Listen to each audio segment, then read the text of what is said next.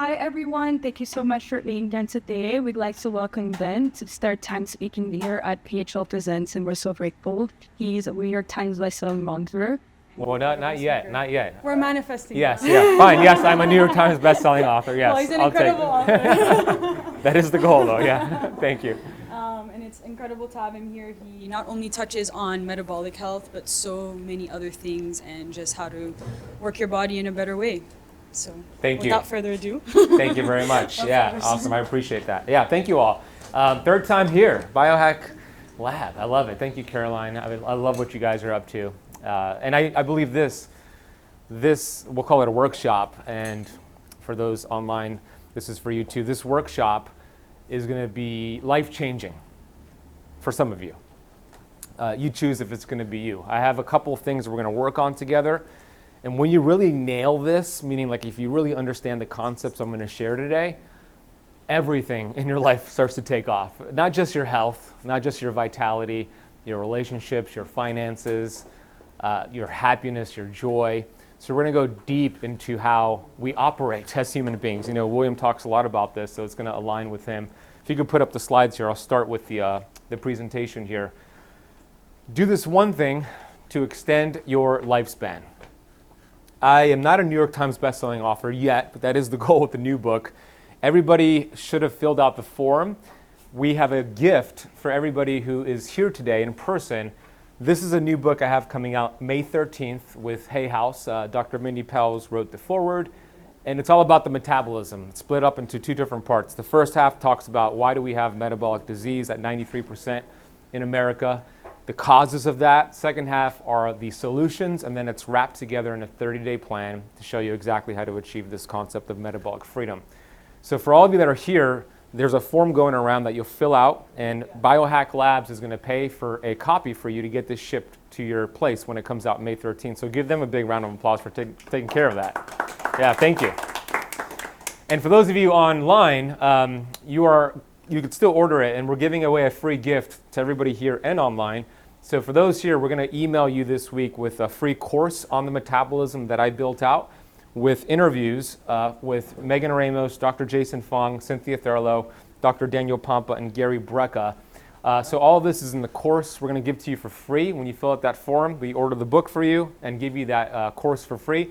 For those online, you just have to go to metabolicfreedombook.com or scan the QR code. You'll pre-order the book, and we'll give you the course right away as well.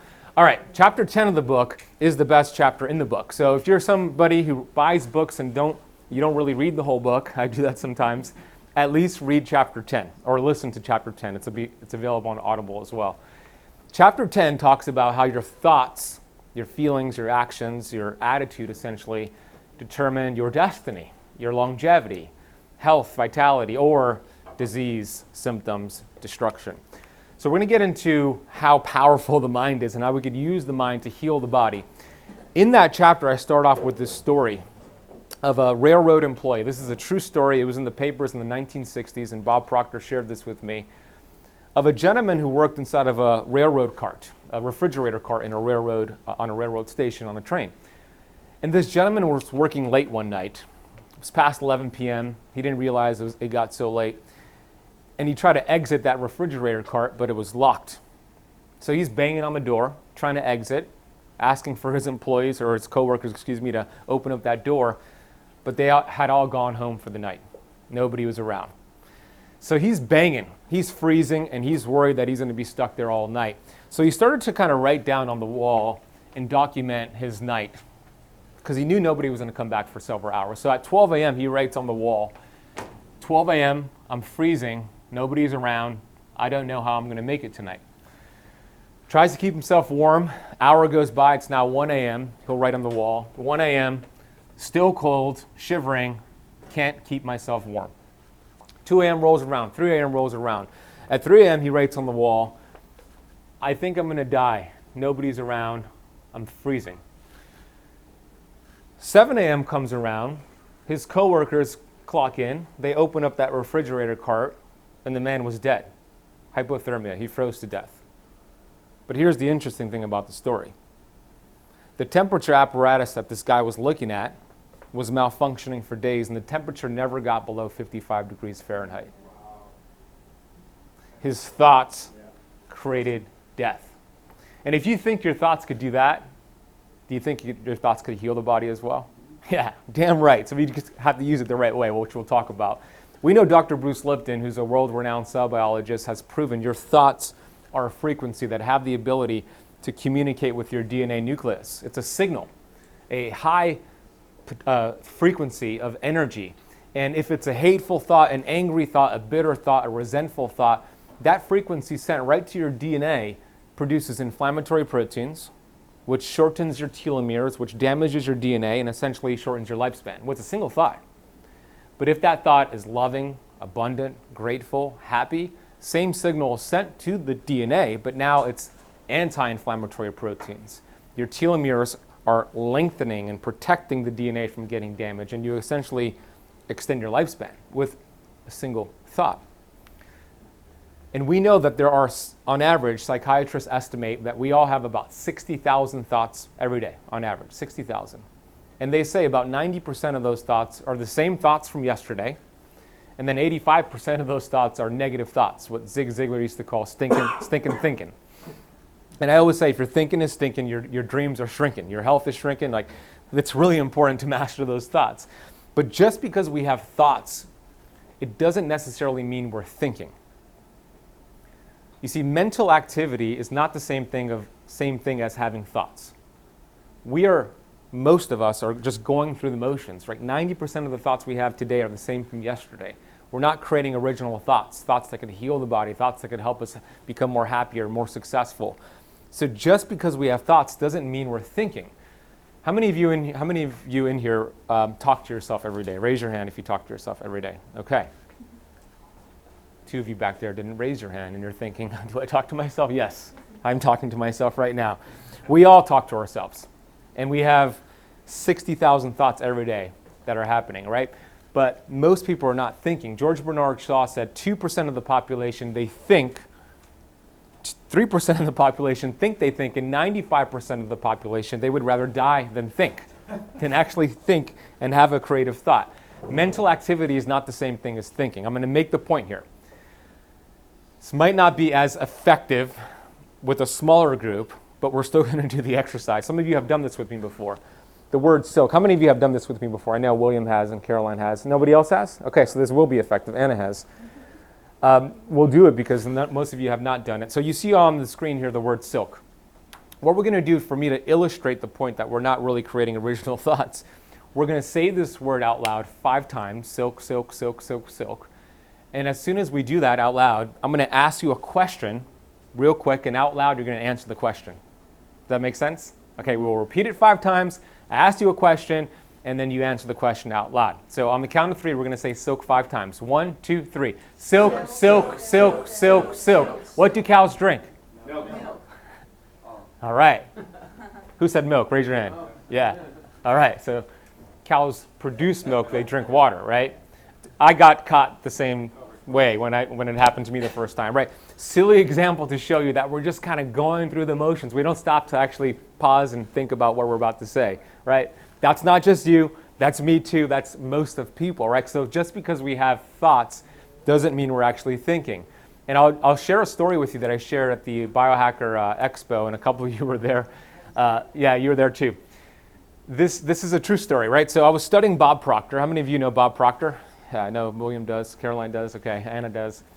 Bob Proctor is the GOAT, the greatest of all time when it comes to self-development and prosperity thinking and how your subconscious mind works. A lot of the stuff I'm teaching today is from Bob.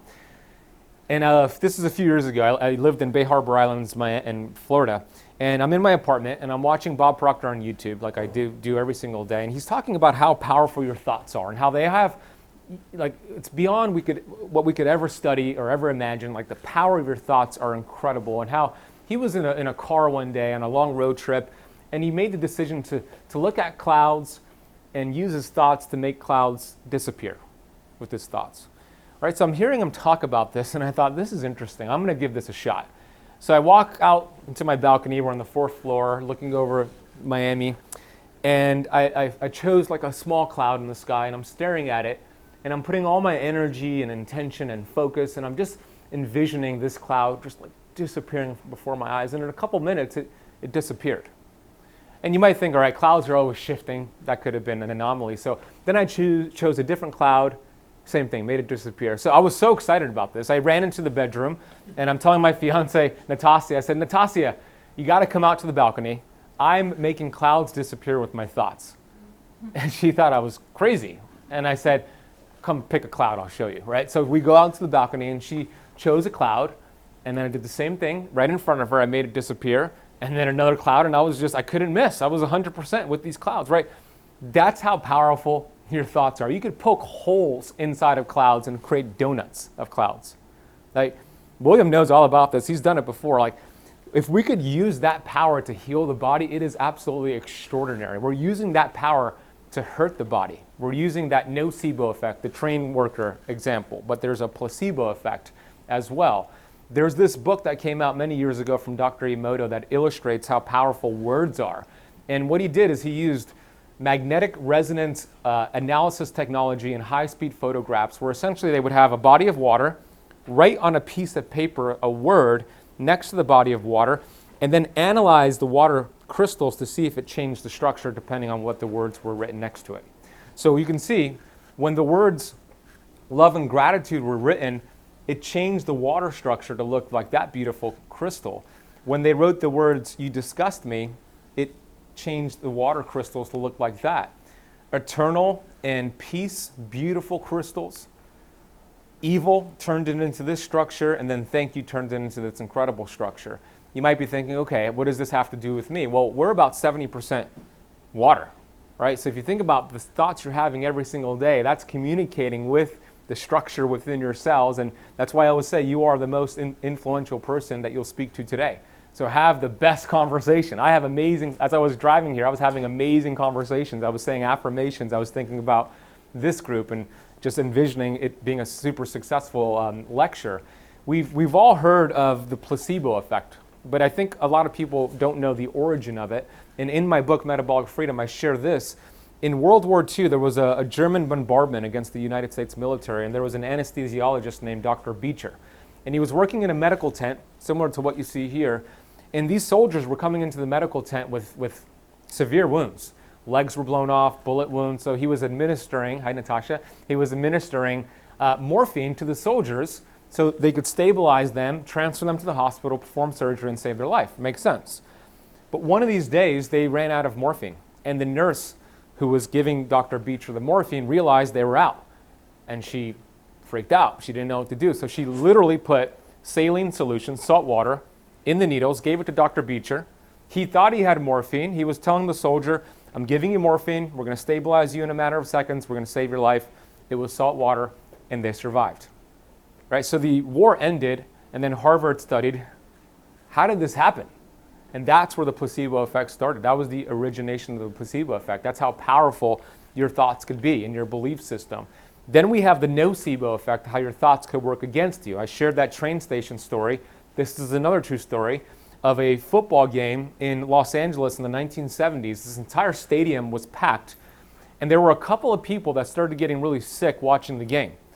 They were not sitting together, they didn't know each other, but they were both getting really ill, they were throwing up, so they both rushed to the medical unit at the stadium, and the doctor on staff was treating these two people, but he couldn't figure out why they were getting so sick. He was asking them a series of questions. The only thing they had in common was that they both drank soda from the soda dispensing machine. So this doctor thought, aha, there's something wrong with the soda machines. There's heavy metals coming through it. It's corroded. I need to let the entire stadium know, stop drinking from the soda machine. So this guy goes in the PA system and he says, attention, we have two people that are really sick. They are throwing up from drinking from the soda machine. I advise you not to drink from the soda machine. What do you think happened after that? The entire stadium starts throwing up. Even people who didn't drink soda, by the way. And ambulances are coming back and forth, taking these people to the hospital. They investigated the soda machine, nothing wrong with it. They gave that information to the people in the hospital and they stopped being sick immediately, right? So our mind could work for us, it could work against us. It's really our choice. So one of the most important lessons I've ever learned in my life has to do with something called paradigms. William knows about paradigms, and he talks really brilliantly about this. But paradigms, and we're going to get into this together, there are a multitude of habits that guide every move you make. They affect the way you eat, the way you walk, even the way you talk. They govern your communication, your work habits, your successes, and your failures. They're deep into your subconscious mind. It's just autopilot. I'll give you some examples here. How you view yourself is called your self-image. That's also deep into your subconscious mind. And what I've found is that you can never outperform your self-image. If you see yourself as unhealthy, like I did, an overweight person, then I would continue to match that self-image and I would sabotage myself. Even though I would make a conscious decision to lose weight, I might lose some weight and gain it back. I'll explain what I mean by that. This book explains it really well. Any of you read this book, Psycho-Cybernetics from the 1960s? I don't expect you to, but it's an older book, but it's a really good book, Maxwell Maltz. So get this guy called this the greatest physiological discovery of his generation. And I would say it's still true to this day in 2025. He was a plastic surgeon, and he would perform surgeries on individuals who had really extreme facial disfigurements. These people they didn't have a good life. They were really uncomfortable. They were unhappy. They had extreme facial disfigurement. So he would perform plastic surgery, remove their facial disfigurements, and he noticed something. Almost all of them were still miserable. Almost all of them would look in the mirror at themselves. They would look fine, but they would still see the facial disfigurement because they identified their self-image as somebody who has a facial disfigurement. Their self-image didn't change, and they were still unhappy even though they went through the surgery. So this could be related to weight loss. Right? Let's say, and this was me, I was obese for most of my life. Let's say your self-image is that of an overweight person. And look, you could replace that with somebody who's broke, somebody who makes a certain amount of income, whatever the self-image is.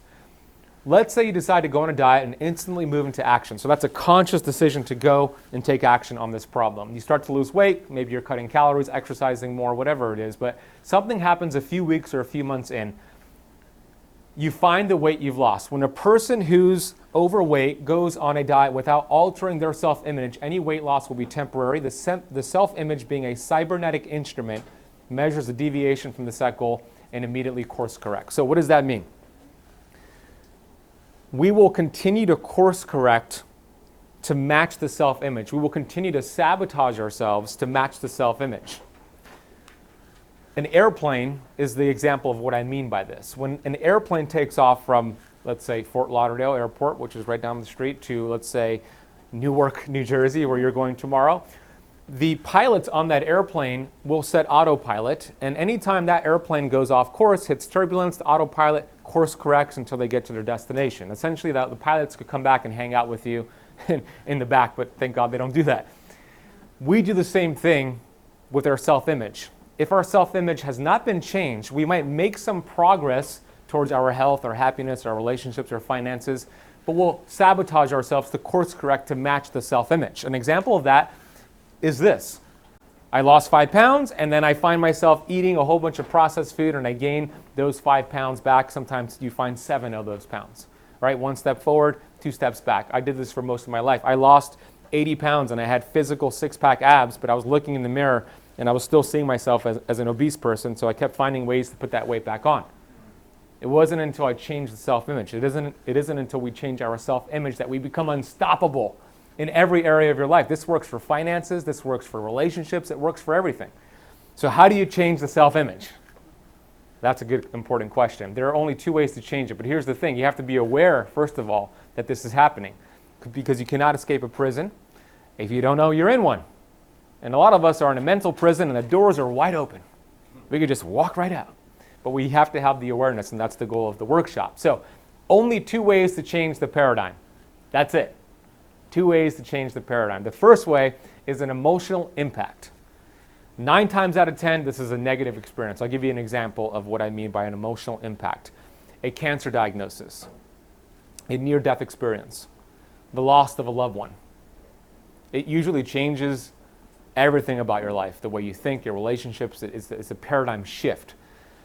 Ideally, we don't want to use this as the method to change the self-image because 9 times out of 10 it's negative and it's unpredictable. So that leaves us with the only other way to change the paradigm, which is the best way. We're going to workshop this together, and that's repetition. That's the way it was built. This is exposing yourself to the new idea, the new self-image, to the point that the repetition is not to memorize the information, but rather to impress the idea or image into your subconscious or emotional mind enough times that it replaces the old idea or paradigm that resides there. So what do I mean by that?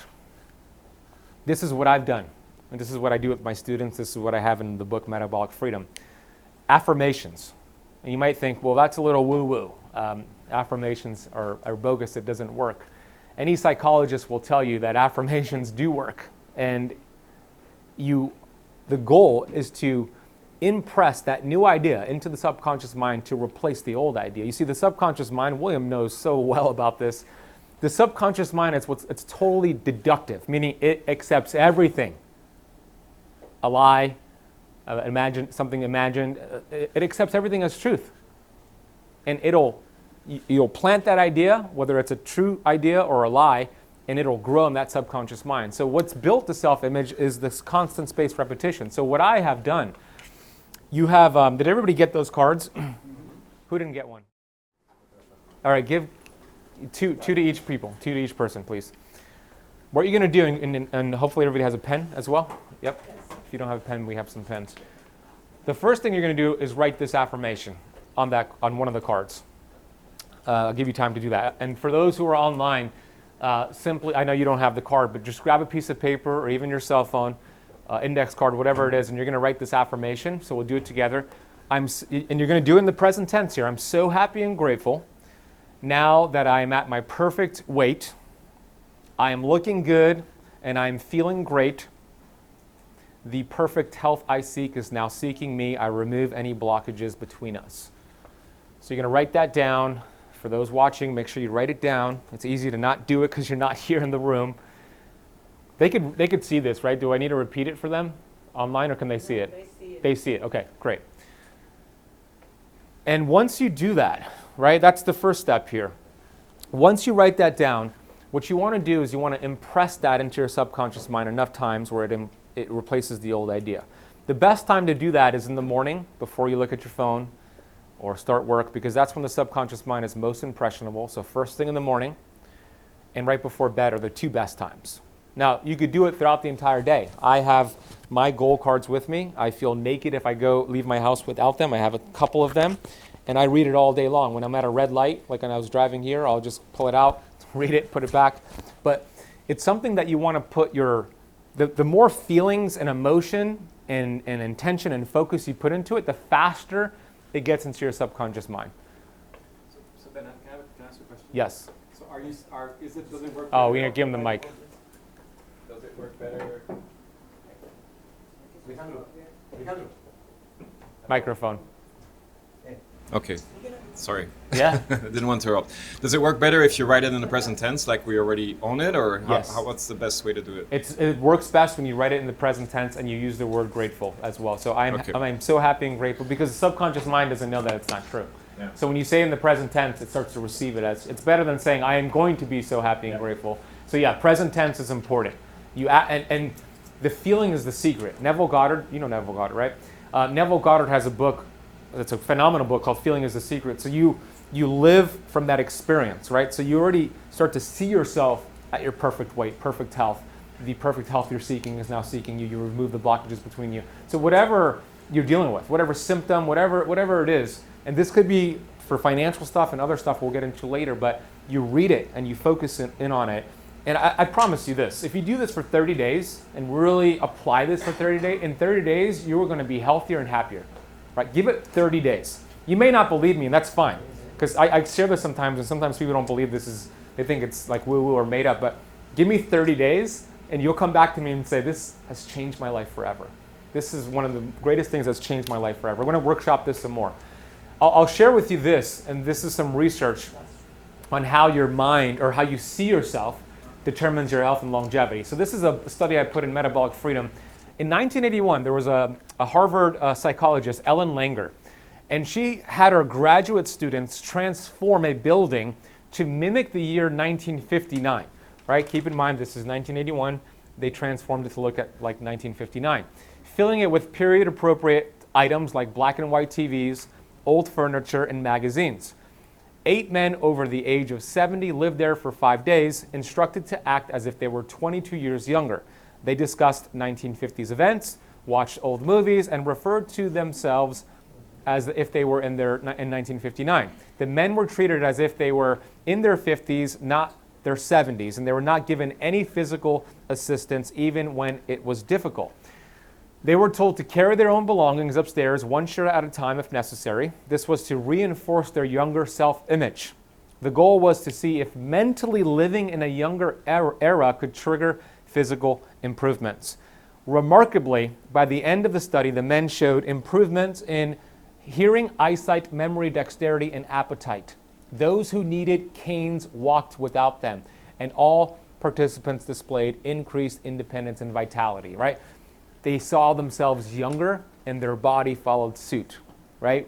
Self-image changed, and this was in a matter of days. Now, your environment determines the thoughts, the paradigms, the way your behaviors, is essentially your destiny. So we need to clean up our environment because this makes it a lot easier. I'll give you an example here. We're going to play this video. It has audio. I think we're good to go with this, right? AV team? Yep, okay, here we go. Training fleas requires a glass jar with a lid. The fleas are placed inside the jar and the lid is then sealed. They are left undisturbed for 3 days. Then, when the jar is opened, the fleas will not jump out.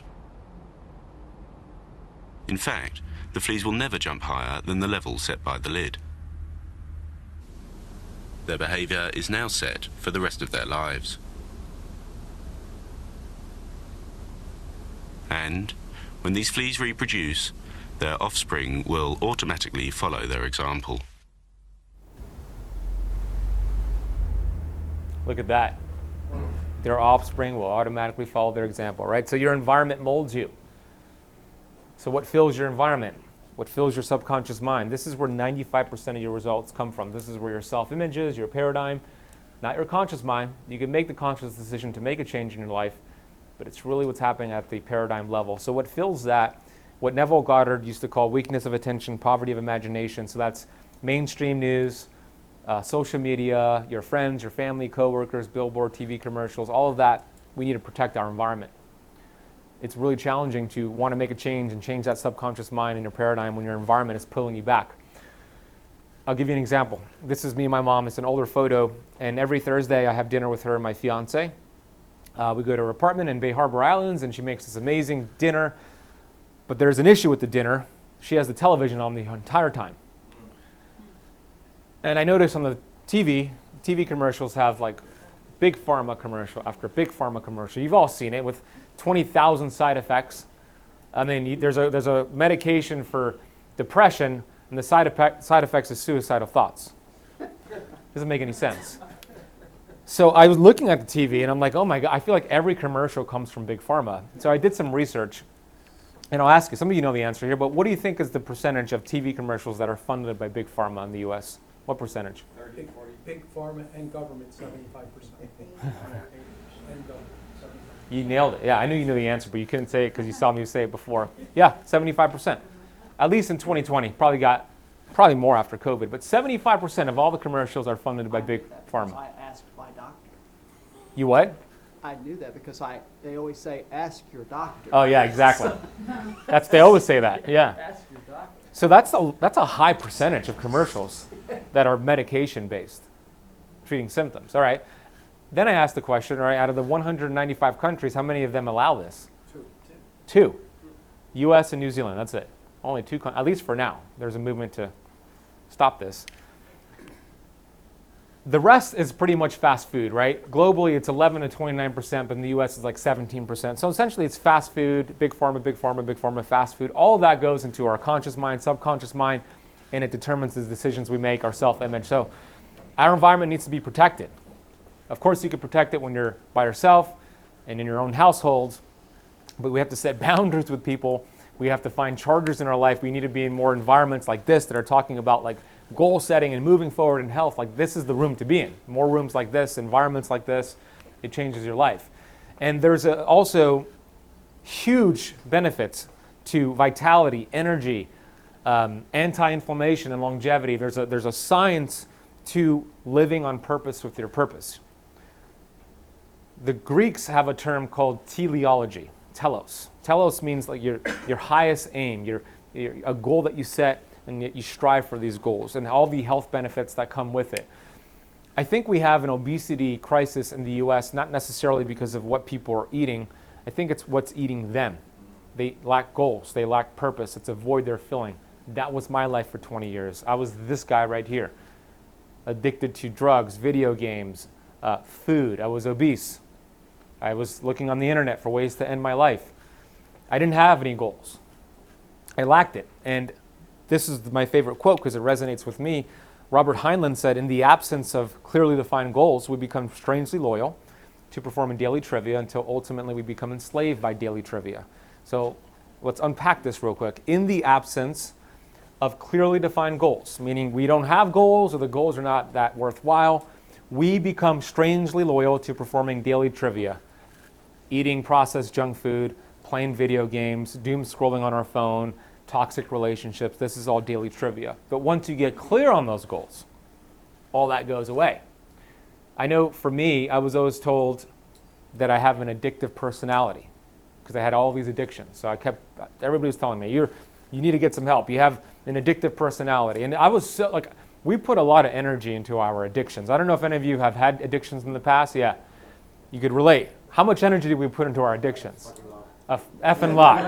Effing lot. I was one of the top video game players in the world. I was addicted to video games. I would play 12, 14 hours every day, like it was a full-time job. I would go to tournaments and win money, and I was addicted to drugs and bad things as well, but I put so much energy into that. But here's the thing, when I got clear, oops, what's going on? Is that me? I'm like, what's going on here? Go back to the slide, that was interesting. I'm going back to that quote that I was going to reference. There we go, thank you. When I got clear on my goals, then the energy I was putting into my addictions turned into a superpower. Like when you get clear on your goals, you have the power to be addicted, you actually have the power to transform your life in a positive direction. All the energy I was putting into my addictions, I transferred into something that was positive. And I've been unstoppable ever since. This is 17 years ago. So we need to workshop this real quick. There's a book from the 1980s. I'm giving you so many book suggestions. You don't have to buy them all. But just the title alone should inspire you. It inspires me. Recovering the Soul. In this book, Larry Dossey, medical doctor, predicted when the American public has their first heart attack. We know heart disease is the #1 killer in the US. And they showed more heart attacks take place in the United States Monday morning between 8 a.m. and 9 a.m. That's when most people have their first heart attack. 85% of the American public, according to studies, from going to jobs they hate. The stress of doing something you hate to do, of not living on purpose with your purpose, is one of the fastest ways to age yourself. A lot of people talk about, I just don't have the energy. I feel tired all the time. I think a lot of people are not tired, they're uninspired. They're not setting goals. They have a toxic environment. They're just tiptoeing their way through life, hoping to land safely on death's door, like Earl Nightingale used to say. But when you have when you have goals, you have energy. How many times has this happened to you? Or just picture this example. You come home from a long day of work and you're tired because you don't enjoy your job, right? This is just an example. I'm not saying it's you. And you're home and you're just so exhausted, you're maybe watching TV, you're doing something to kind of kill the time. And then you have a best friend who calls you and surprises you. They're in town and they want to have dinner with you. I'm going to buy you dinner. We're going to hang out with this person you haven't seen in a few years. Now you have all the energy. You're so excited. Like you have the vitality because you have something to look forward to, right? When you have goals, it's the same thing. You have all the energy and you have all the power, all the vitality. When you set goals and live congruent with those goals, you are unstoppable. I already said this quote. Most people tiptoe their way through life hoping to land safely to death. So success, to me, is the progressive realization of a worthy ideal. That's what Earl Nightingale said. It's the best definition of success I've ever come across, and he said it in the 1960s, and it's still the best definition in 2025. So the progressive realization of a worthy goal or ideal. An ideal is a goal that you've fallen in love with. How many of you set goals, like really consistently? Awesome. Awesome. Here's an example of a study from the same Harvard psychologist, Ellen Langer, from 1978, that when you have some sense of purpose, how it extends your lifespan. So here's what they did. This Harvard psychologist conducted an important study. She gave house plants to two groups of nursing home residents. One group was responsible for keeping their plant alive, and they were given autonomy in their daily schedule. So they controlled their schedule, and they had a goal, which was to take care of the house plant. The other group did not have autonomy over their schedule, and they were not given responsibility to have a goal of watching over the houseplants. The other group, as I mentioned, was not given choices. So what happens is after 18 months, twice as many people in the group given responsibility for their plant and their schedule were still alive compared to the other group. Twice as many. They had a simple goal of just taking care of a houseplant, so they had something they were working towards, and they also had control of their schedule. And twice as many of them lived after 18 months than those who had no control. Yes? I just wanted to say something about... Oh, Mike. For the Zoom person. Oh, okay. For the Zoom. Yes. Otherwise, they're going to get pissed. I mean, I agree with everything you're saying. I'm on the same page as you. But this concept, the goals, which you're 100% right, but I think that goals, a lot of the goals that people set for themselves, where are they coming from, what goals are they programmed to chase? Let's say it's make a lot of money, work really hard, you know, get married, have all these things, and those goals themselves are actually making them sick.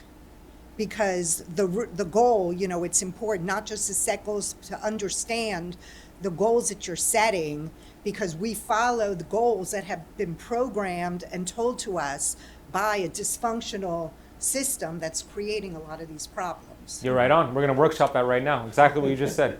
Yeah, we're going into that right now. You're absolutely correct. We set goals based off of what society thinks we should do. And those goals are making a lot of people sick. 100%. Yeah, we're going to workshop that right now. Yep. Let me show this to you, and then we'll workshop it, because I have that coming up in some slides. How do you actually set the right goal? This is something I came across on, you know, sometimes TikTok gives you some good stuff. It could be dangerous, but when you kind of curate your algorithm on TikTok and watch the right stuff, then it gives you the right stuff. So I came across this woman, and we're going to play the video here with the audio, and then it just shows you just, you know, how incredible it is to have something you're working towards and productivity, and how this could be the secret to longevity. So let's watch this. May I ask how old you are? I'm 93, going on 94. I don't have that much longer in the world. What's one of your biggest regrets? My name is Rosalind. I was born in Highland Park, Illinois. Then I married and I lived in Chattanooga, Tennessee. And I was there for maybe for 40 years. Oh, wow. And now I live very near to Washington Square Park. Yay! That's awesome. I know. Are you happy? Yes, I am happy. Why? I'm happy because I'm doing what I want to do. If I get to come out to Washington Square Park and watch all this crazy stuff. Yeah. And because I have my own work. How do you stay happy? I stay happy by being involved with projects. That's part of it. And with friends. So for someone who wants to be happy, what advice would you give them? I would tell them to find something that interests them very, very much, and to pursue that interest. And I would tell them to reach out to other people, but to be happy in their own company. Thus I have spoken. When someone looks at you, what do you think they see? I never think about it. What would you like them to see? Or what would you like them to know about you? Then I'm a good person. Is that enough? Yeah, that's enough. What's one thing you wish you could change about the world? Oh my God. I'd stop all the wars. Yes, I'm very unhappy about those and about what the future may be. Do you have any regrets? What's one of your biggest regrets? I should have regrets, but I really don't think I do, because I have what I want in my life. I have my work. I have grown children. I have a good family. May I ask how old you are? I'm 93, going on 94. Wow, I thought you were like much younger, like 70s or 60s. So Come on. so tell me, how does it feel to be that age? Well, my feet hurt. Otherwise, well, I know that I don't have that much longer in the world, and I don't feel sad about it because my feet hurt, and other things hurt, and my physical condition is just going to get worse. But otherwise, I have a good life, and I enjoy it. Well, thank you so much for this amazing interview.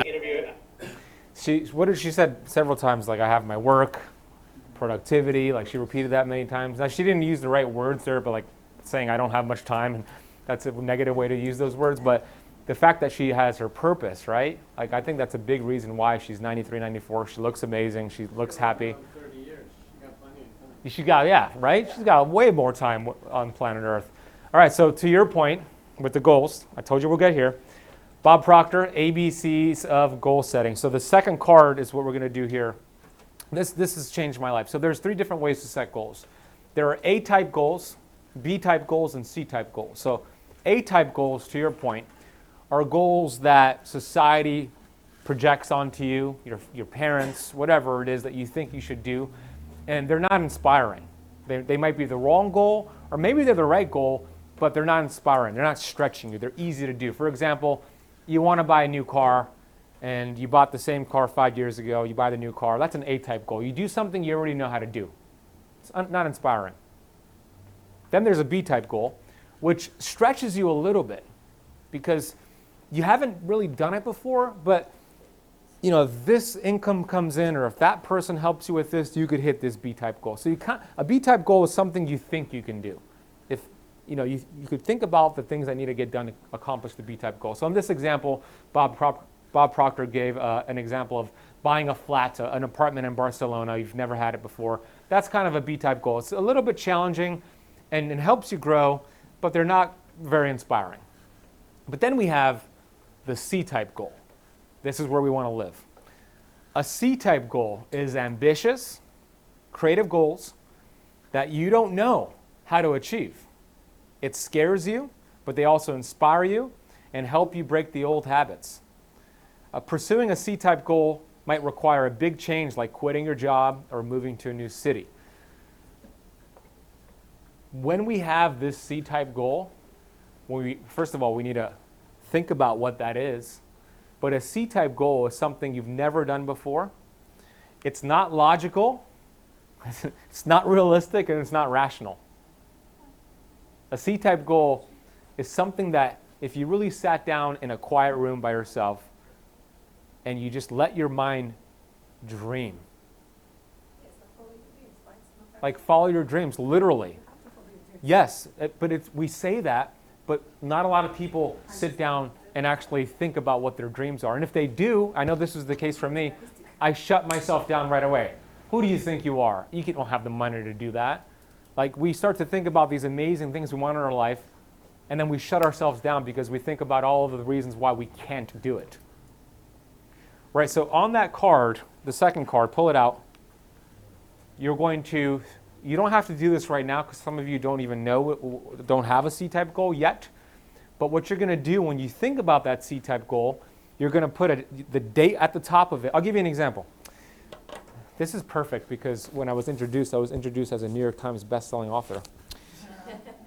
And it's not a coincidence because I have 2 C-type goals here. I'm going to share one of them with you right now, and then I'm going to ask if anybody has a C-type goal. I want them to share it with me. But I've been reading this every morning, throughout the day, 20, 30 times a day for the last 3 months. On the top, it has the date, so May 2025, and I'll share with you my C-type goal. I am so happy and grateful now that my published book, Metabolic Freedom with Hay House, is a New York Times bestseller, and I have sold 500,000 copies. I have no idea how to do this. It scares me, takes me out of my comfort zone. I'm doing 20 interviews every week. I'm traveling all over the place, It's really challenging and difficult. I've never been a New York Times bestseller. I've been an Amazon bestselling author. Never sold 500,000, not even close to that. I have no idea how to do it, but it excites me, and I'm going to keep reading this because I know it's going to happen. So I love that I was introduced as that. So I'll tell you right now, I'm a New York Times bestselling author. I'm going to live from that experience. So for those of you listening to me right now, do any of you have a C-type goal you'd like to share? Anything that, okay, William does. Let's get William the mic. Give him the mic. What is it, brother? I would like to, I choose to do weekend seminars for 1,000 people. Weekend seminars for 1,000 people. Have you ever done that before? I have not done 1,000 people. How many have you done? Oh gosh, couple hundred. Yeah. So weekend seminars, teaching the work that I do, clearing the patterns, and just teaching people a lot of what you're talking about now. 1,000 people every weekend? Doesn't have to be every weekend, but once a month would be good. Okay, at least once a month. Get 1,000 people. You get to teach them your brilliance. Give them a big round of applause. That's awesome, bro. Let's go. So William, you're going to write that down. I'm so happy. You don't have to do it right now, but I'll workshop it with you. I'm so happy and grateful now that every month I teach 1,000 people in a room XYZ. Right? So you read that every single morning. You read it throughout the day. And put this back there. Oh, you have your C-type goal? Okay, hold on. So you read that every day, and you know all about. I'm teaching, preaching to the choir. Yeah. You just, man, you live there, bro. Like, you know what I do? You haven't seen my house yet, but I have a studio, and in my studio, I have 3 vision boards. And every morning, I'm in front of my vision board with the red light on. Y'all are gonna like the red light part. And I have affirmations, and then I have people that inspire me. And then on the left board, I have photos. I have a photo of Metabolic Freedom being announced as a New York Times bestseller. I have photos of it at the airport, people reading at the airport. I have photos of me sitting across from Joe Rogan, being interviewed from Joe Rogan, Patrick Bet-David, Tom Bilyeu, Gary Brecka, who actually just invited me to his podcast, so that's already happening. I have what I want in front of me photoshopped. And when I look at it, like when I look at the Joe Rogan photo, I look at the photo of me sitting across from him, and then I think about, okay, they flew me into Austin where he is. I think about the words he said to me when I first met him, what the studio smelled like, the question he asked me. Like, I live as if that has happened. Like, I'm reliving the memory. So you use your imagination to do this, and it works tremendously. I'm going to hit all those goals on there. You'll see me on Joe Rogan. You'll see me on Brecka's happening already. You'll see me on Tom Bilyeu. So what, Anna, is your C-type goal? Okay. So I'm so happy and grateful now that by December 2025, I'm making 7 figures as a functional health and wellness practitioner and wellness keynote speaker. Let's go. Big round of applause. So 7 figures as a functional health practitioner and keynote speaker. What was the date again?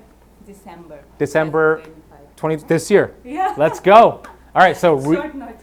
I love it. So read that every day.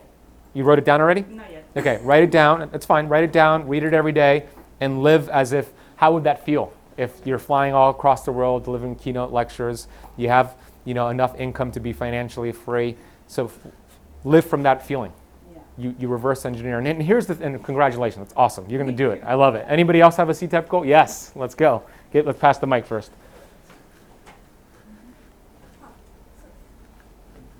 Well, I have only one goal, and my goal is self-care. So under the goal of self-care, whatever the universe aligns with, maybe it's professional, I don't know if it's being the world's greatest health coach or speaker, that may not align with self-care, or having $1 million. So my goal is only self-care. And not a lot of people ever say that or think that way. It's always about achieving something, doing something, becoming something, as if we ourselves are invisible to ourselves, not really seeing ourselves. So self-care is my only goal. So what is... And a lot of things fall under that. And then things that show up follow self-care. Oh, this is good for me, whether it's writing, whether it's all these things that come as a result of me really prioritizing self-care. Got it. Yeah, self-care is important. So what I'm hearing is you want just total freedom. to do what you want to do for yourself, to take care of yourself. So you want financial freedom, time freedom, to be able to take care of yourself on your own terms. Well, self-care meaning just really, some people might think it's selfish, but it's eating a certain way, it's having private time a certain way, a lifestyle. So you want a certain total way, control over just your schedule. Prioritizing self-care. And like, for example, biohacking should be a goal of everyone, like get so rooted in your center, to be so healed, but people don't say that as a goal because they don't know. So goals, even setting goals, are limited because you're only going to set a goal of what you know. And there's many things outside of that are good for the higher self that people don't even know. Yeah, well, a lot of people don't give themselves permission to just dream. We did when we were kids, and then we start to use the intellectual mind, and then we shut down all the imagination and these higher faculties. I know that, yeah, I'll get to you in a second. Yeah, I know that some of you might have never, or not never, but maybe in the past few months or a few years, sat down and just sat in a quiet room and just let yourself dream. And I recommend you do that. Just like sit down in a quiet room and just write down what comes to you, like what inspires you. Like these C-type goals are beyond your wildest imagination. Like you have no idea how you're going to do it, but you want it. It inspires you. You don't have to worry about how you're going to do it. You just have to find out what it is and write it down, and then all the things start to align for you. You were going to say something? I would love to share my goal. Yes, let's share your goal, your C-type Borrow goal. a little bit from you. I love it. Come on. By December 2025, I am, and I want to preface this by saying I have a broken rib right now, which I broke when I crashed 30 miles from home while training for bike racing Oof. 3 weeks ago. Ouch. But I'm biohacking the crap. Let's go. You're in the right place for that. My doctor said he's never seen a rib heal as fast. Wow. I've been healing. That's cool. I am so happy and grateful that my book, The Accidental Biohacker, is a New York Times best-selling book that has sold over 500,000 copies, and I have given hundreds of seminars, including a successful corporate training program on biohacking, where I'm making $10,000 per talk, and I won a bicycle road race in the mountains at age 60. Wow. Give him a big round of applause. That's great. Super specific as well. The more specific, that's what it should be, bro. That's what needs to be audacious. All of that. You read that every day, and it starts to happen for you. All these things, God just starts to work for you, man. I'm telling you, it's like all these amazing things are the universe that starts to work for you. The single biggest thing I need help with is for racing in the mountains, I have to lose this, and it's not easy. Well, I can help you with that. Yeah, yeah, I can help you with the fat loss part. Used to be easy, no longer. It could be easy. I love that. Congratulations. Thanks for everybody who shared. On the back of that card, there's a quote. Actually, before I get to that quote, I already said this. You put the date, and keep in mind, that date, you're going to put a date for when you want to hit all that. Like you said, December, Anna, you're going to put a date for when you want to achieve that, but you're just guessing at the date. There's been several times over the years where I'll put the date, and I'll put the C-type goal, and then I get to the date, and I haven't hit it, and then I just set a new date. And that's happened a few times, but eventually I do hit it. So you're just guessing at the date. Don't stress out if it's September and you're like, wow, I'm not traveling the world as a keynote speaker yet. Or don't be surprised if you are as well, right? But if you get there and that hasn't happened yet, then set a new date. But here's the thing. So many people, and do this for at least 30 days. There's two changes that will happen in your life as you do this. There's a seen world that starts to change. You start to maybe get some emails about, hey, Anna, I would like for you to speak at the event. There's a physical change that will happen. But before that happens, there's an unseen world that changes. There's an unseen world that happens inside. And a lot of the times we lack the faith that there are things happening for you when we're not seeing it in our physical world. That's why I put that quote on the back. And it talks about the difference between faith and fear. The interesting thing about fear versus faith, they're the same thing. They're both something you put energy into that you can't see. But so many times we start to not see results physically, and then we put our energy here and say, this is stupid, this doesn't work for me. When we could be right here, because on that card, what's the quote? Faith is the ability, read it with me, look at it. Faith is the ability to see the invisible, believe in the incredible, which permits you to achieve what the masses believe is impossible. That's the greatest definition of faith that I could ever share with you. Bob Proctor said that. believe in the invisible, right? There's changes happening that you can't see. Believe in the invisible, see the invisible, excuse me. Believe in the incredible, which will permit you to achieve what the masses think is impossible. Okay, this leaves me with the last part here. Some of you know this already, but the best supplement you can take for fat loss, anti-aging, not berberine. Berberine's fine. Yeah, it's don't give it away, Natasha.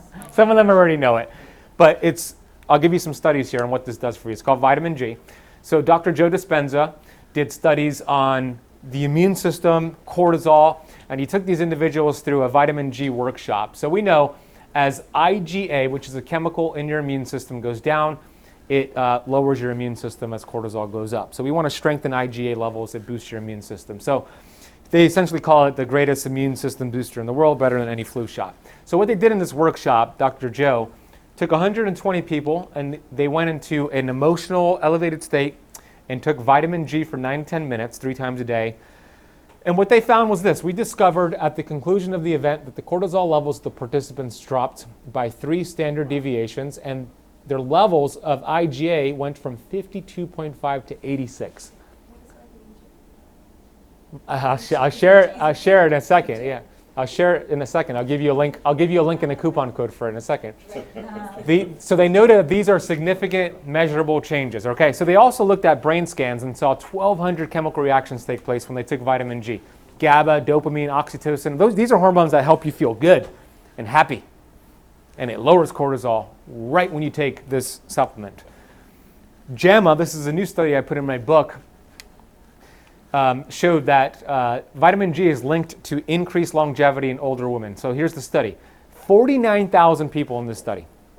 And what they did, research from Harvard, these were all female nurses, and they found that higher levels of vitamin G correlated with 9% reduction in all-cause mortality and a 15% reduction in cardiovascular deaths.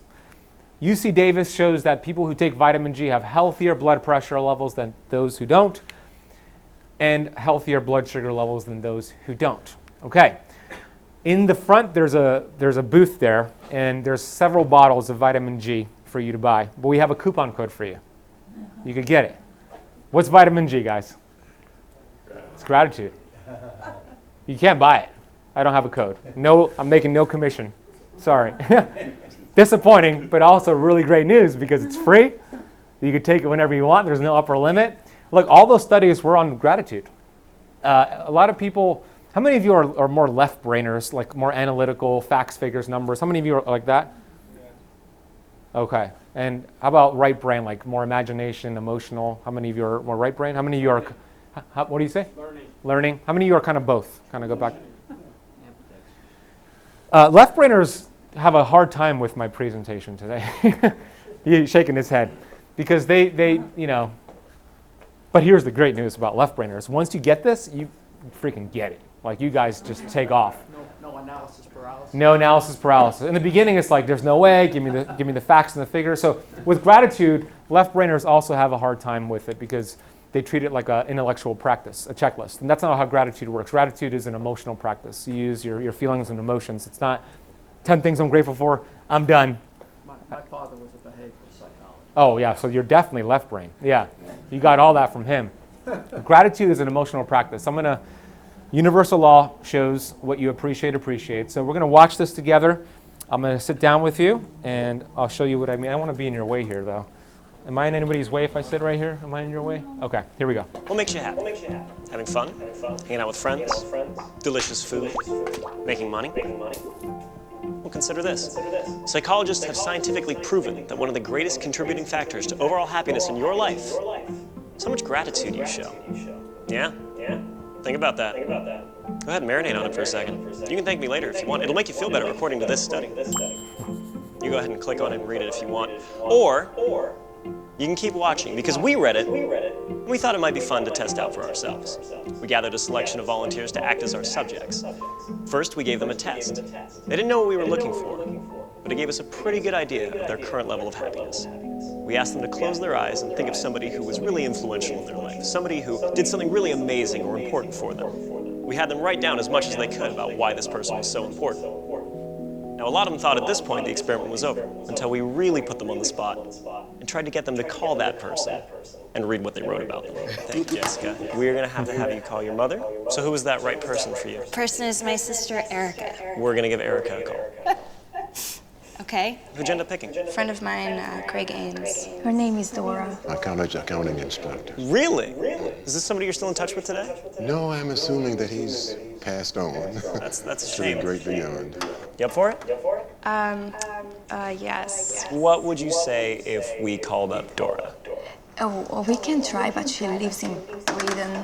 In Britain? Oh, no, number by heart, dude. This is awful. That's fine. I don't know my mom's number by heart. If it's true that those who are going on are looking down on us, maybe he read my chicken scratch. Hey, sweetheart. Hey, how you doing? Yeah. You got a second? Where you at, in the hotel? I am. I'm in the hotel. You scared me when you asked if I had a second if something's wrong. No, I'm on like this little TV show, and they told me to talk about the person that influenced me the most, and I picked you, and they're making me call. They're making me call you. Oh, wonderful! Hi, you've reached Craig. I'm not here right now. At the tone, please record your message. No, come on. Hello? Hi. Hi. Erica, it's me. All right, so I got to read you this paragraph. Can you hear me? Yes, I can. Go ahead, All right. sweetheart. All right. The person that influenced me the most would be my mother, Marlo Dawson. She is a single mother of 2. She is a very hard worker and dedicated to her family. Hey, Craig, this is Loie. This is going to be a funny little voicemail, so I hope you enjoy it. I'm so sorry for calling you at 4 o'clock in the morning. I have to read this to you, okay? And you can't say anything, or I don't know. You can respond, but I probably will just keep going. Okay? Is everything okay? Yes, but I have to read this out loud to you. The person who has had the biggest impact on my life outside of Jesus Christ, who is responsible for my existence, was my college accounting instructor. He had a joy and enthusiasm for his job like no other teacher I have ever known. I love her to death, and she keeps me going with positive talk. She is a woman that knows what she wants and won't give up until it is achieved. Oh, something. I don't know what. I'm about to cry because that's so beautiful. I have to say that's just wonderful. I first met Craig on an independent feature film set in Whitefish, Montana. I recently have been sending Craig a lot of positive thoughts as he's suffered a series of health problems. Despite his medical problems, he's continued to work and take pleasure in the small things in life, like sitting quietly with his wife Janine on the porch. Erica is my older sister and my best friend. Sometimes it even feels like we are twins. She's my #1 fan and my #1 supporter. She makes me happy because despite all my mistakes and my decisions, she still loves me no matter what. Your friendship is everything. And you are one of the most important person in my life. Even when she has a kid and many children, I will love her more than her kids. Okay, maybe not. I will never forget when she flew 3,000 miles at the drop of a phone call to save me from a breakup. I'm being blessed by having a son like you. I love you. Bye.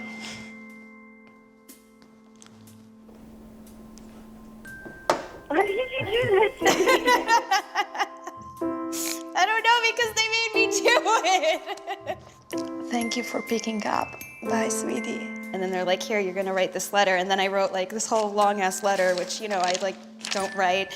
And then all of a sudden they're like, hey, guess what? Now we're gonna call her and you're gonna read her this letter. And I was like, what the f?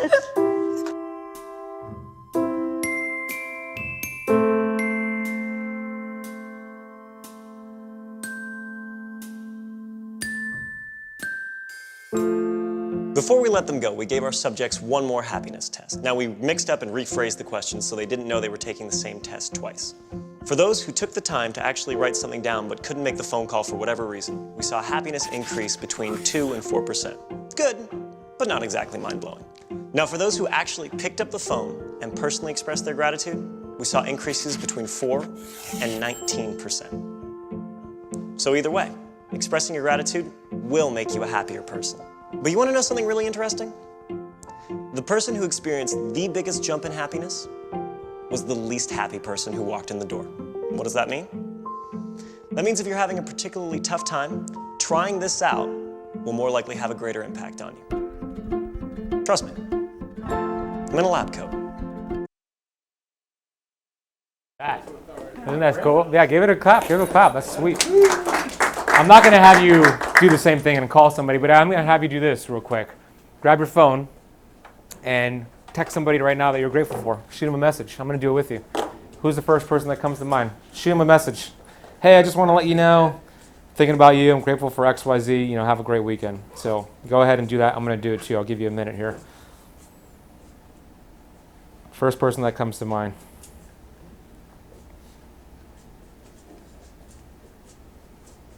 For those watching online, same thing for you. I hope you're doing it too.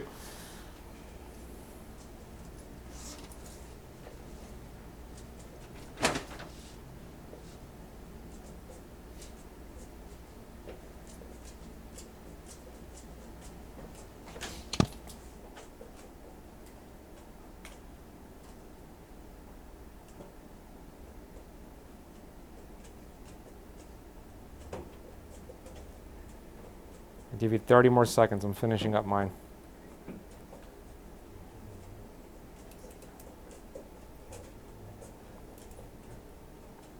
Okay. 10 more seconds. Finish up your thoughts.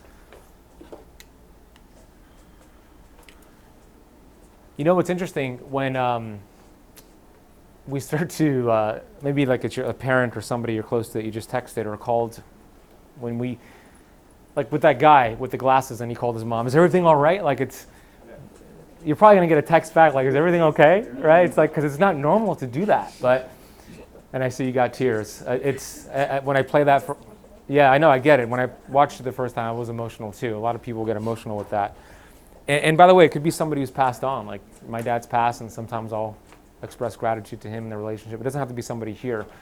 But here's the dosage that I recommend to my students of vitamin G. 1 capsule every morning, meaning you spend a minute on a person you're grateful for, a victory, or something in your memory that you're grateful for. But you spend a whole minute on something you're grateful for, someone or something, for a minute. Then you move on to another thing, and then another thing. So 3 different things you're grateful for, but you spend a whole minute on all 3 of them. That's what I mean by 3 times in the morning.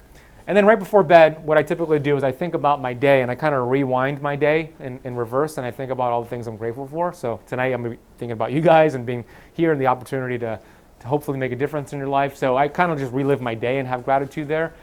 And there's no toxicity limit. It's free. It's absolutely incredible.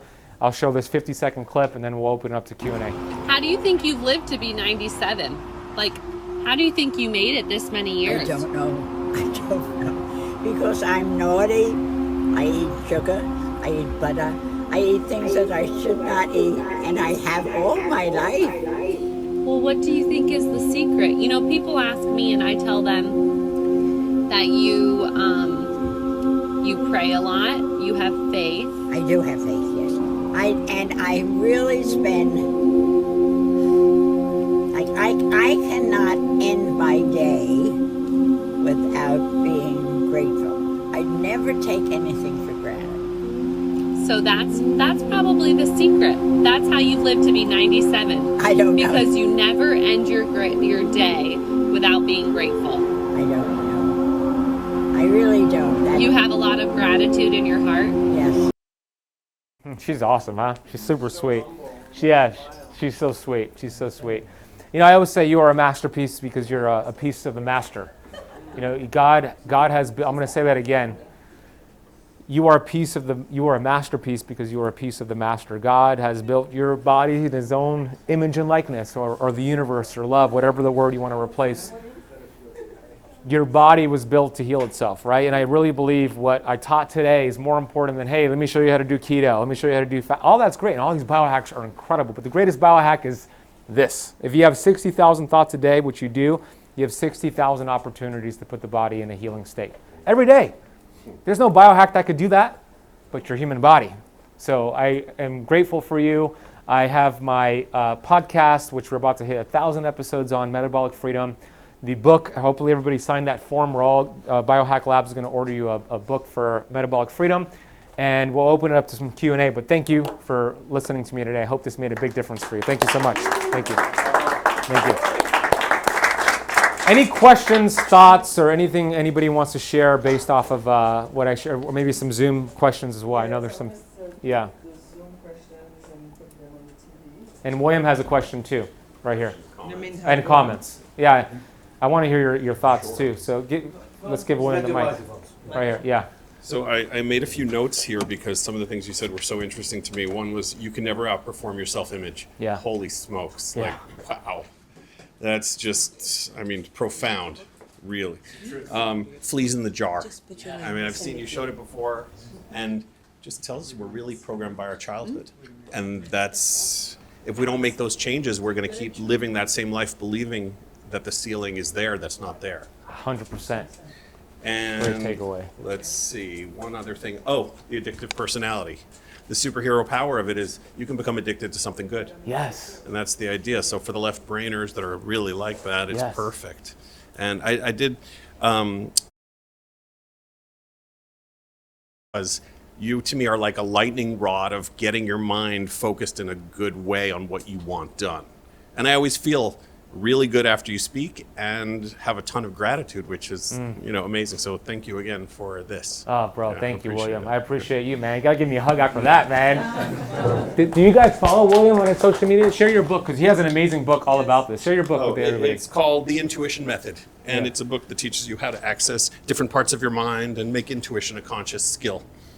Intuition Method. That's on Amazon. That's on Amazon, and my social is william.kalatsky. William.kalatsky. And then stay tuned, because he's going to have 1,000 people workshops coming up in the next few weeks, right? That's the C-type goal. right. Yep. Thank you. Yeah, thank you, bro. I appreciate that. Well, We Zoom. have some questions on Zoom. Yeah. They'll be right on the screen right now. Oh. Valentina. First, somebody wanted to say thank you. Thank you, Valentina. And that's the first question. When doing affirmations with kids, is it okay to have 10 to 15 affirmations, or does it have to be a focused one or a goal? When doing with my kids, it's usually done before bed, and we say, I am healthy, I am smart, I am grateful, I believe in myself, etc. I love that, Caroline. That's so cool. You know, that's totally fine. When I walk my dog, I have a beautiful dog like Sam over here. Sam, right? Yes. Yeah. I do that. I walk, and I do walking affirmations. I don't listen to any music. I'm happy, I'm grateful. The health I seek is now seeking me. I remove any interferences between us. What else do I say? Today is going to be a great, outstanding day. So that's totally fine. Caroline, right? Yeah, that's totally fine, Caroline. I love that. And I think that's even better because kids have such short attention spans. So it goes to like a new thing and a new thing. And the more consistent you are with doing that, the more it's going to manifest for them. Kids are like a sponge, right? So this is so cool. And what I learned from Bob Proctor is that even if the child is not born, but it's in the womb, you could play audiobooks, say affirmations, and the baby gets it. Like even before the baby is actually born into the world. So that's really cool. I love that, yeah. Yes. I don't know why I'm holding two mics here, but William gave me the mic. Go ahead. So just to share a couple of experiences that are aligned with what you're talking about. I created a mantra that is more generic quite a few years back, and it's, I am happy, I am healthy, I am free, I am love, I am happy. I just keep repeating it to myself. Sometimes I'm on the bike for miles and miles and miles, just repeating that to myself. And it's kind of like a meditation, but it's just so upbeat, you almost feel high. Yes. The other thing is that I went through a lot of very difficult physical challenges, including some severe injuries, cancer, all kinds of stuff for 20 some odd years, 26 years plus. And I overcame all of it. And part of it is that in my mind, I was always a bike racer. I'm 60 years old and I'm still a bike racer. And a bike racer is young and athletic and aggressive and energetic and healthy and all those things. And so when I hit the ground the other day, I was like, okay, got to get up and just keep going. And so that's the first thing. The second thing is I would really love to get some great tips on, and I've watched a number of your videos as well, which are fantastic. Congratulations. Your YouTube channel is fantastic, and I need to explore it a lot more. But for someone who, when I was younger, if I gained 5 or 7 pounds, it was a lot, and I could take it off on the bike in 3 weeks. And without having to do anything, and already considering that I had a healthy diet and lots of other good habits. Today, doesn't work like that anymore, evidently. And now it's 15 pounds, and it needs to go. So I'm curious what your, I have a pretty disciplined diet. The number one thing I could do better is not eating at night. But yeah, very common. Yeah. Well, first of all, the first thing you said about you identify as like a bike rider, a racer. That's why probably one of the reasons why you're healing so quickly. It's like you need to go back, right, to course correct that identity, which is a good thing in this case. With the fat loss, a lot of people think our metabolism runs in speeds. Either I have a fast metabolism or a slow metabolism, but the metabolism doesn't really work like that. It's either efficient or inefficient. And in terms of like the efficiency of the metabolism, the studies actually show, and I put this in the book, Metabolic Freedom, which gets to your question. I'm excited to read it. Yeah, you're going to love it. It's going to be amazing. Yeah, thank you. The studies actually show that our metabolisms pretty much don't change until we reach age 60. Age 60. And at age 60, every year, I know there's some good news here. I'm still 59. Yeah, there you go. I'm not there yet. But here's the thing. It shows that at age 60 and every year after, there's about a 7% decline in the metabolism. 0.7%, not 7%, 0.7%. Every year after that. But here's the reason why that happens. The loss of muscle mass. Mm-hmm. If we don't lose the muscle, we could have a metabolism at age 80 like when we were 20 years old. So muscle mass is the key. It's one of the things I'm working on hard this year. It's putting on muscle. It's hard for me to do it. I'm more of an ectomorph. So what I'm saying is like more protein, about 1 gram of protein per pound of your ideal body weight. Already doing 140 to 160 grams of protein every day. How much do you weigh currently? Now 162, but it's probably, I should be 145 for racing. So your goal weight's 145? Yeah. Yeah, so I would cap it at 145. I wouldn't do more than that. Okay. For protein. And until I hurt myself, until I crashed, I was in the gym, lifting a decent amount. Good. So yeah, once you start feeling better. But I did lose a lot of muscle mass during those 25 years of age. Well, there you go. That's part of what's happening there. And then, of course, eating before bed. You want to at least give yourself at least 3 hours, better 5 hours. And if you could rearrange, this is for anybody who wants to lose weight and have more energy, we're designed to have most of our calories for breakfast versus dinner. And and it's not socially the best schedule. And even me knowing that, I tend to skip breakfast. Yeah. But if you could swap that by having a small dinner, if you have dinner, a decent sized lunch, but like breakfast being the biggest meal, coming from mostly protein and fat, that'll help. Yeah. So one of the things I was thinking of doing, because I've been doing intermittent fasting, and it's very easy for me to go 20 hours without eating now. Yeah. But and more if I wanted to. So I could do 1 meal a day, or a 4-hour feeding window, assuming I'm not doing a long ride that day. But I've been fasting till noon or 1 or 2, but then I'm still eating till late. So I'm thinking what I need to do is just make the intermittent fast start much earlier. Correct. And skip eat dinner early. Yeah. Yeah. Breakfast. You think that's going to help with fat loss? Yeah. And I love fasting. I'm fasted right now. I'm like 20 hours or so into a fast. I haven't eaten since yesterday. How do you feel about fasting when you're lifting heavy? Well, you have to balance it out. You have to make sure you're getting enough protein. And I would recommend taking essential amino acids and creatine.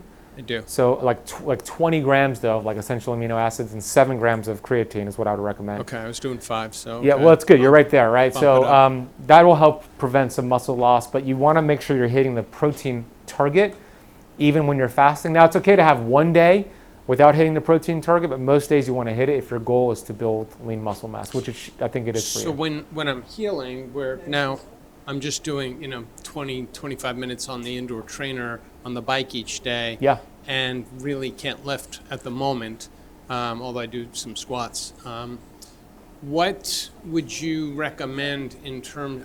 I can't eat that much. I mean, and also that much protein, you mean? Yeah, I mean. Then that's where I would fill in the gaps with the essential aminos. Maybe try some high quality protein shakes as well. Yeah, I have those. And even if you're not hitting that 145, aim to at least get 40 grams of protein at each of your meals, which stimulates muscle protein synthesis. So as long as you do that, you're covering your bases. Got it. And then take the aminos. Okay. Can you talk for a second about when you stimulate muscle protein synthesis, what is the outcome of that if you're not doing any kind of exercise that challenges the muscle? Well, you're preventing muscle loss, right? Okay, you are. Yeah, so you're preventing the muscle loss, which is important. So you're not necessarily building muscle, you're preventing your muscle from getting lost, which according to that study is the #1 reason why the metabolism starts to lose its rate at 0.7% after age 60. So you're preventing that. Okay, Yeah. thank you so much. Yeah, great questions, yeah.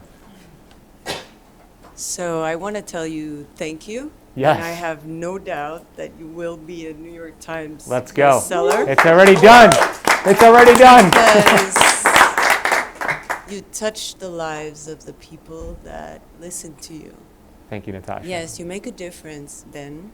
I appreciate it. And I'm going to even go further and say, even in this space, mindset is so important that when people come here with negative views about themselves and that they cannot heal or they're already in that mindset, we don't even introduce them to the treatment without introducing them to the fact that they can heal and that they need to trust their own bodies. And that makes such a huge difference in getting them better. So yes, keep teaching this. I It's will. gonna I touch love the that. I world. love that. That's great. I love that you do that. Thank you, guys. Thank you for having me back.